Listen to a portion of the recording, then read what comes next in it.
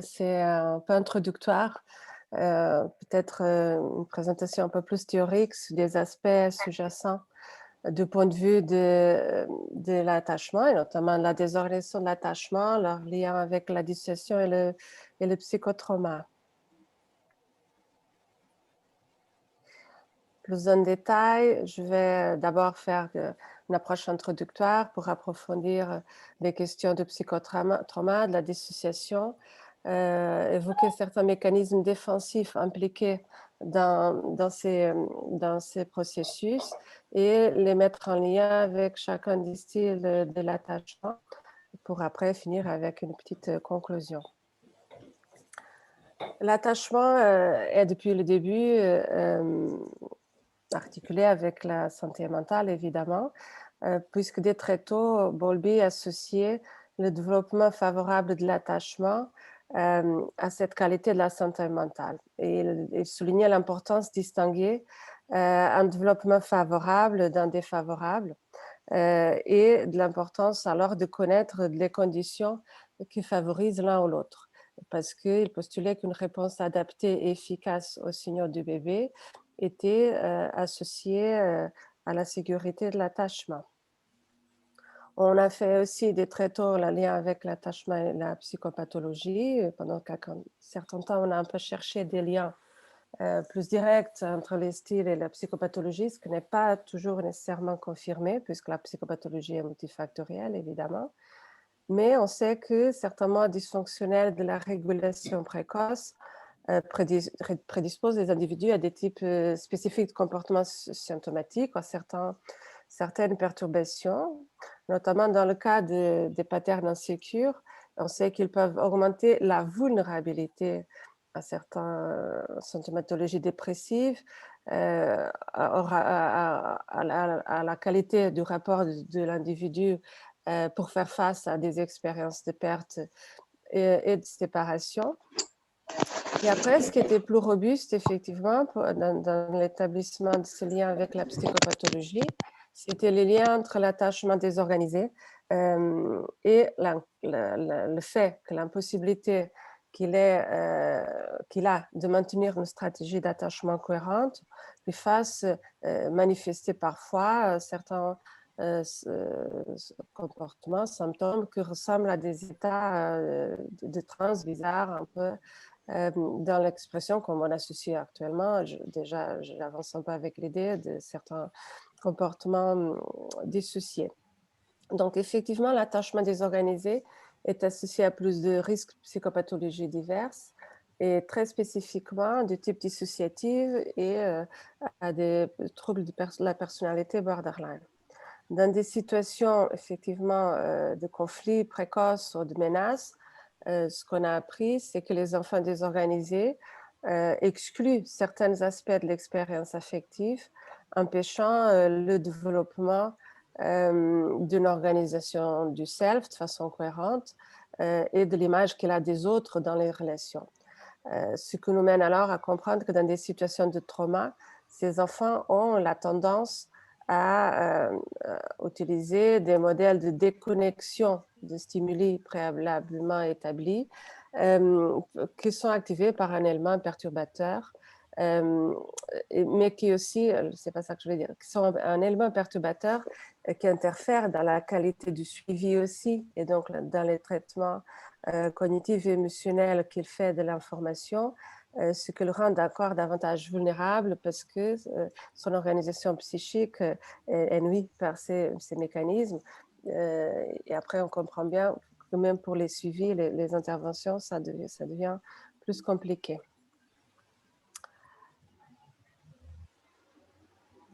Des études longitudinales nous montrent en effet qu'il existe des relations entre la désorganisation de l'attachement et des antécédents de trauma, ainsi que avec la symptomatologie dissociative, mais aussi que la chronicité du traumatisme peut augmenter la probabilité de dissociation.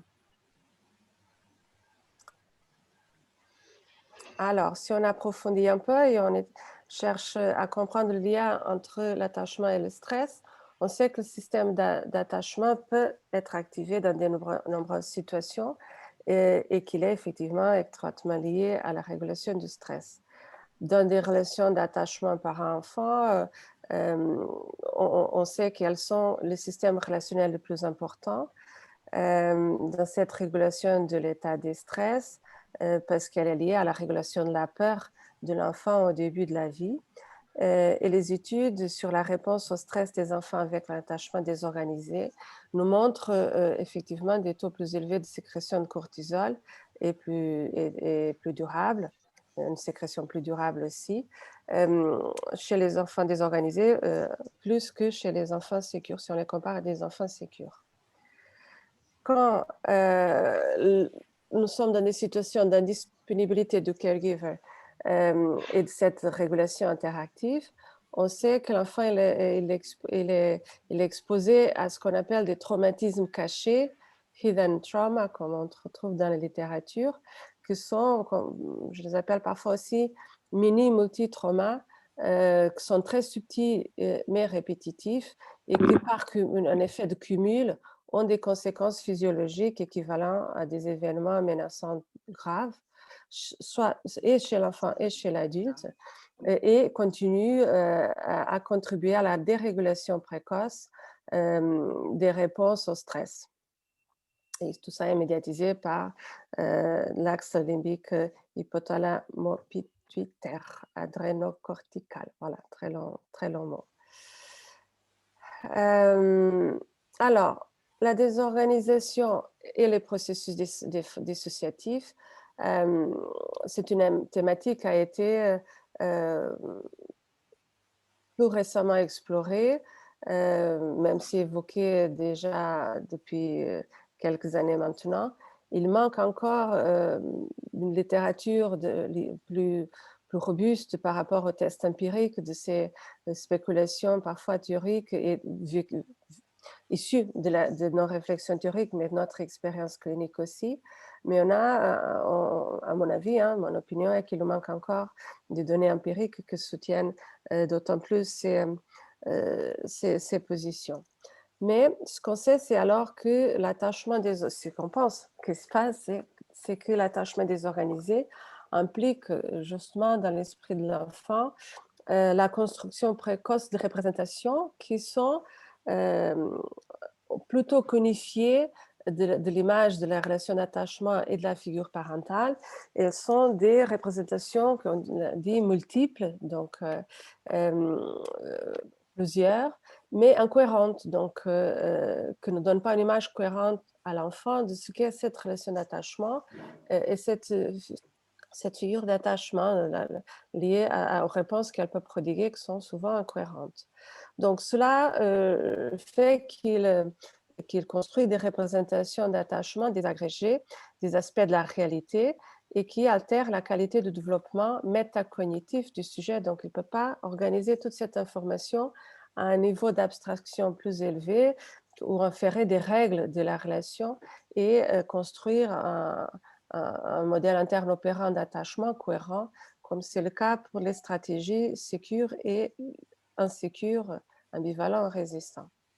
Dans ce contexte, on pense que cette construction précoce des modèles internes opérants multiples est associée à ce que Liotti appelait de l'hypothèse des moi multiples.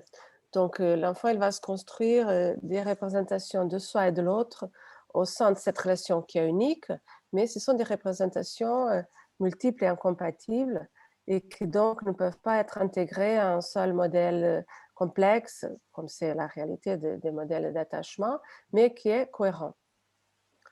Donc, ces représentations qui proviennent d'un attachement précoce désorganisé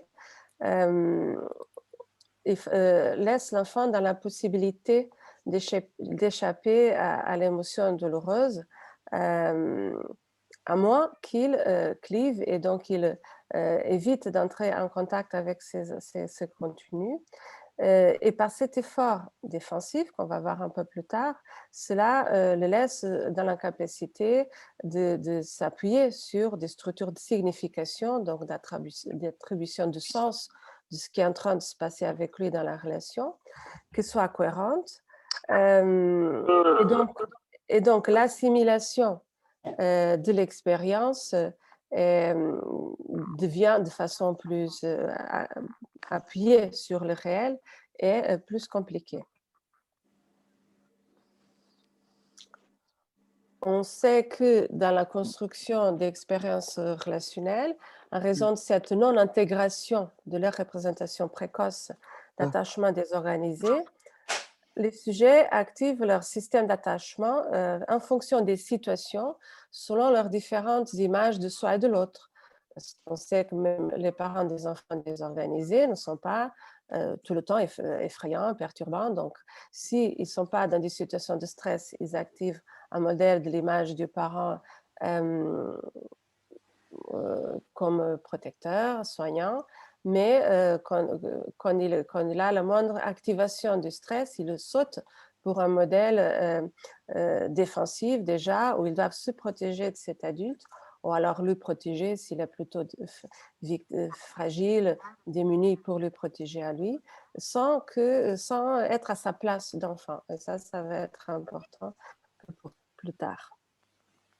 Liotti alors fait cette hypothèse d'une relation entre le développement des modèles internes opérants multiples et incompatibles et un déficit métacognitif portant sur la fonction intégrative de la mémoire, la conscience et de l'identité, ce qui a des effets sur la construction du self, évidemment. Je pensais pas que c'était maintenant. Alors, c'est aujourd'hui de 9h à 17h et demain de 9h à 17h. Ça va, putain. Il y a plein d'intervenants. Alors, il y a quelqu'un qui a le micro. Ouais, merci.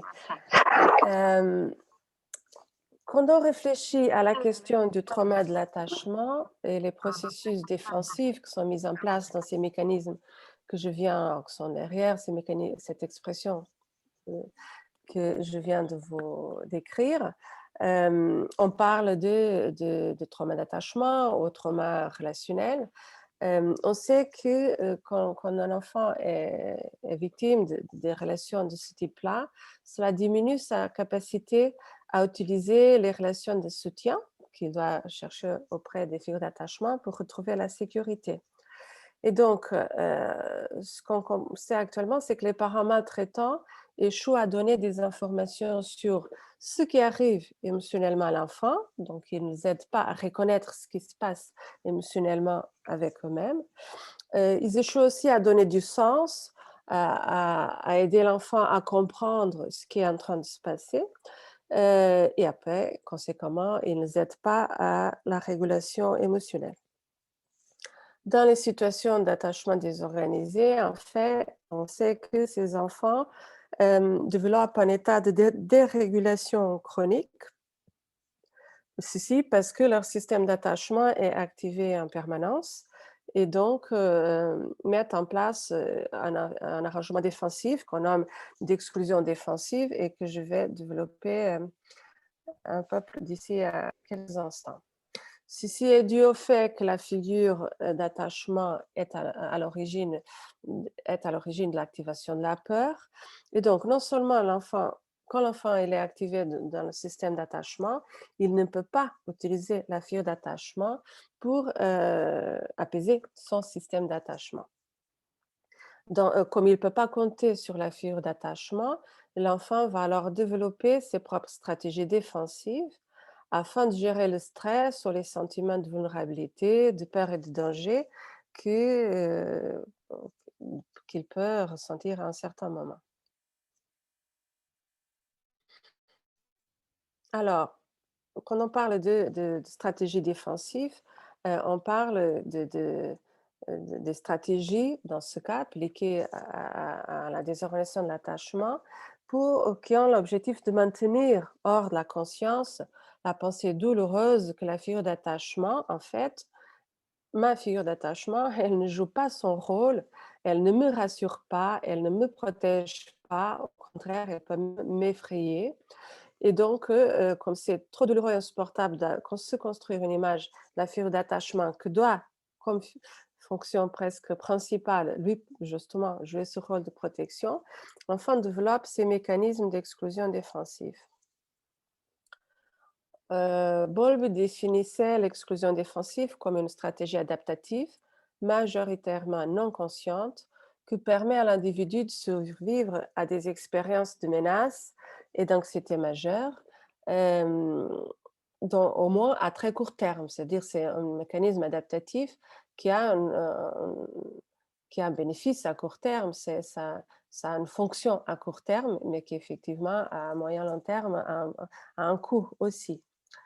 Dans le contexte de l'attachement, Howe, il avait identifié 3 types d'exclusion défensive qui nous intéressent particulièrement. La déconnexion cognitive, la désactivation du comportement d'attachement et la dissociation.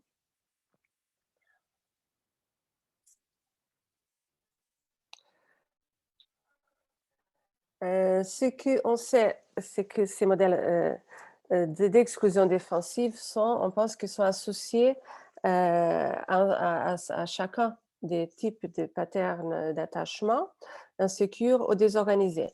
Alors, évidemment, on n'inclut pas ici l'attachement sécure parce que l'attachement sécure, c'est une stratégie primaire, c'est-à-dire qu'il n'a pas besoin de mécanismes défensifs. C'est quand on commence à réfléchir à l'adaptation que les enfants et plus tard les adultes avec un attachement insécure, voire désorganisé, a besoin pour s'adapter à un certain degré de défaillance de sa figure d'attachement, qu'on met en place ces mécanismes d'exclusion défensive et c'est pour ça qu'on s'intéresse ici. Donc le premier type d'exclusion défensive, c'est ce que je vous ai dit tout à l'heure, c'est la déconnexion cognitive ou qui est caractérisée par le fait que l'incohérence de la disponibilité du parent rend difficile pour l'enfant de saisir comment l'état psychologique d'une personne peut affecter celui de l'autre. C'est-à-dire, comme le parent il est incohérent dans les soins, dans les réponses aux besoins et notamment émotionnels de l'enfant, il ne peut pas saisir les règles de fonctionnement quand on a besoin de protection, qu'est-ce qu'on fait, comment est-ce que l'autre répond. Donc, il n'a pas cette inférence des effets d'une réponse en fonction de son besoin quand nous avons un parent trop incohérent dans les réponses. Et on pense que les parents sont incohérents dans ce type de réponse parce que son engagement et son prédisposition à la réponse, il est plutôt déterminé par son état mental à lui. Donc, s'il est disponible psychiquement, il le fait. S'il est pris par d'autres inquiétudes, il se distrait, il ne répond pas à l'enfant, par exemple. Donc, ce qui active sa réponse, c'est plutôt son état interne à lui et pas le besoin de l'enfant, donc pas l'état de besoin de l'enfant. De la part de l'enfant, ce type de caregiving est ressenti comme insensible, non congruent, mal accordé, ce qui rend difficile justement, comme je disais, la compréhension de la causalité des interactions humaines.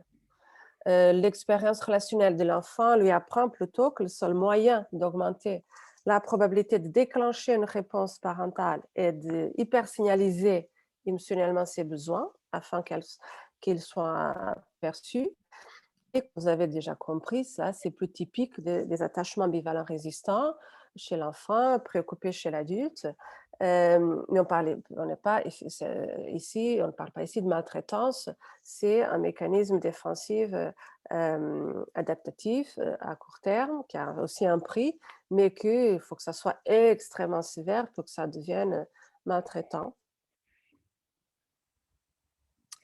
Deuxième type d'exclusion défensive, c'est la désactivation du comportement d'attachement, où tout état émotionnel qui aurait activé le système d'attachement, comme la peur, la détresse, est maintenant exclu du processus conscient.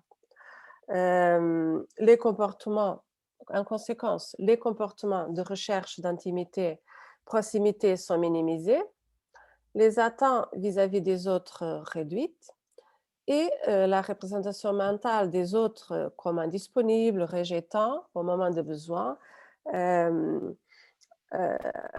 et que tout à fait expérience, perception qui active le système d'attachement, sont exclus défensivement, car ceci augmenterait l'anxiété de l'enfant. Donc, pour ne pas se sentir en situation de vulnérabilité et de fragilité, dans ce type de situation, l'enfant va plutôt se déconnecter du vécu émotionnel pour ne pas être activé dans ce système d'attachement ou pas trop activé.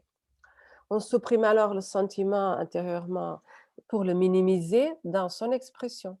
On discute beaucoup si le système d'attachement est vraiment désactivé dans ce type de situation, parce qu'en fait, il y a certaines recherches qui nous montrent que si on mesure physiologiquement, notamment on a fait des situations étranges, on mesurait le rythme cardiaque des bébés évitant, et il avait quand même une activation, une accélération du rythme cardiaque. Donc, je pense que le plus raisonnable, c'est de penser qu'il a des activations physiologiques, il a une activation physiologique quand même.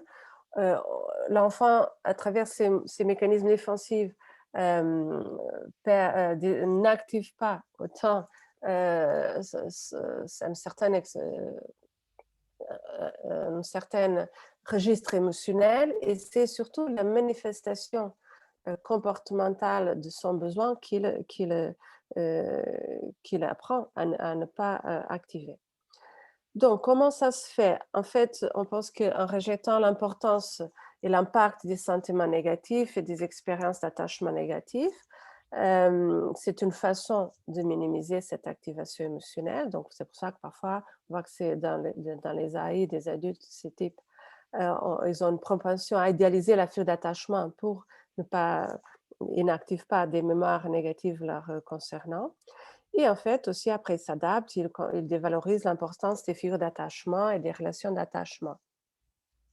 Encore une fois, dans l'attachement, c'est plus fréquent, comme je viens de dire, dans l'attachement évitant, soit détaché chez l'adulte, mais il faut que ça soit extrêmement sévère pour que ça soit, euh, qu'on soit dans une situation de maltraitance.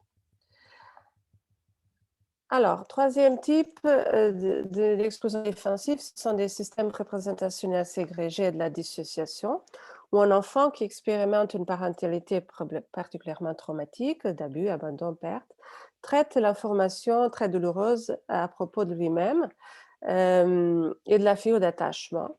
Mais comme ces représentations sont déroutantes, elles ne peuvent pas être supportées au niveau de la conscience, donc elles sont exclues et scindées en système représentationnel non accessible.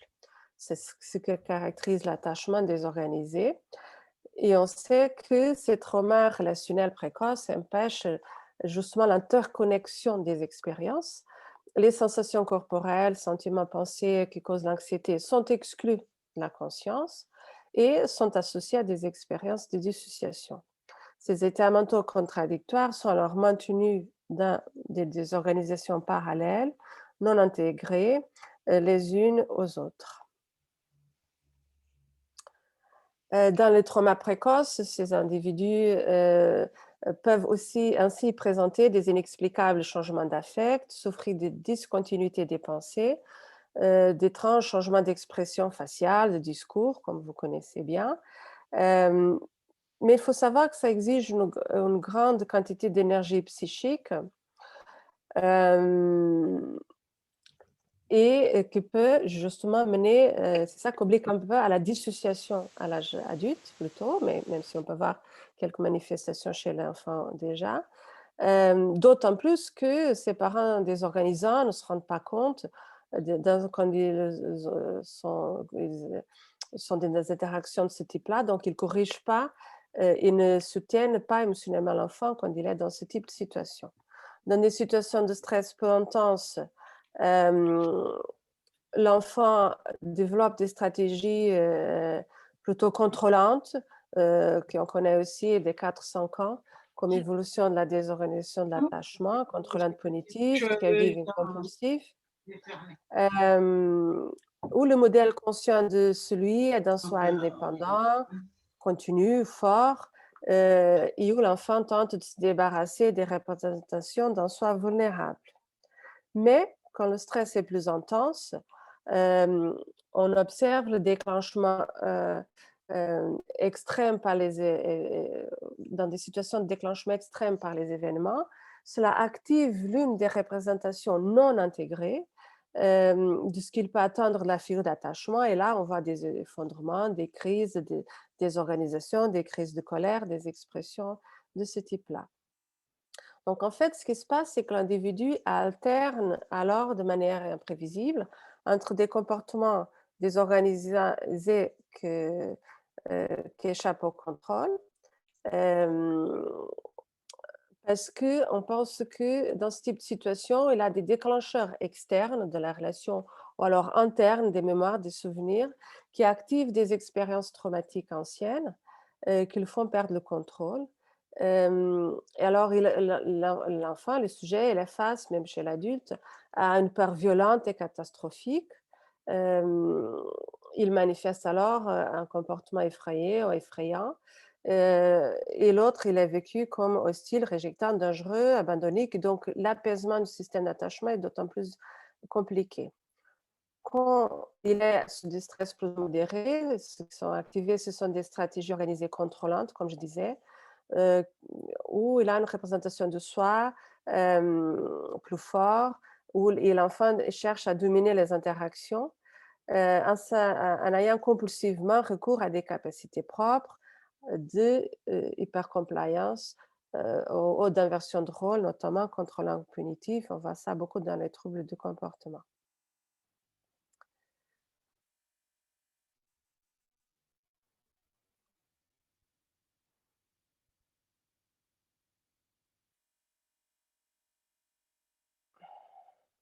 Pardon, j'ai pas réussi à faire ce que je voulais ici avec mon... Juste un instant. Ces trucs trop modernes ont des désavantages parfois. Mais je voulais juste conclure, donc je n'arrive pas à m'en parler.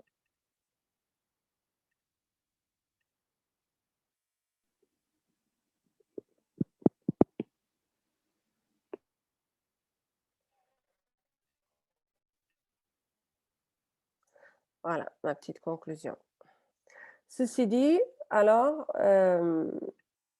ce qu'on observe effectivement dans ce type de situation, c'est que, pour résumer, les individus qui ont répondu défensivement au trauma précoce par la dissociation, comme on avait vu à travers ces mécanismes, ça les pose des problèmes à court terme, mais le problème, c'est que même au long de son développement à l'âge adulte, il continue à utiliser cette réponse si confronté à des stimuli stressants.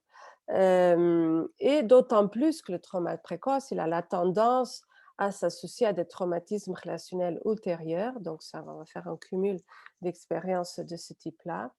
Effectivement, face à une stimulation externe ou interne, on va activer ces traumas anciennes et donc des émotions puissantes demeurent non traitées, non métabolisées, revenant sans cesse comme si elles étaient expérimentées pour la première fois. Donc, on a parfois des situations qui, sur le moment, ne justifient pas, mais la réaction de l'individu est effectivement euh, euh, trop amplifiée par le vécu interne et l'activation de ces noyaux traumatiques. L'identité demeure alors diffuse, le sentiment de soi est incohérent et peu réel. Et par contre, ce que je voulais aussi qu'on retienne, c'est que en conséquence de tout ça, quand nous avons un patient avec une mauvaise régulation émotionnelle, une symptomatologie traumatique, des troubles dissociatifs et ou des troubles d'attachement, on doit effectivement garder sur nos esprits le besoin d'une évaluation et d'une prise en charge où on prenne en compte l'appréciation de l'histoire de l'attachement au cours des premières années de vie et effectivement dans la suite, si on travaille avec les sujets adultes, comment était son développement et sa capacité d'entrer dans des relations intimes avec d'autres personnes. Voilà, c'est ce que je voulais partager avec vous aujourd'hui.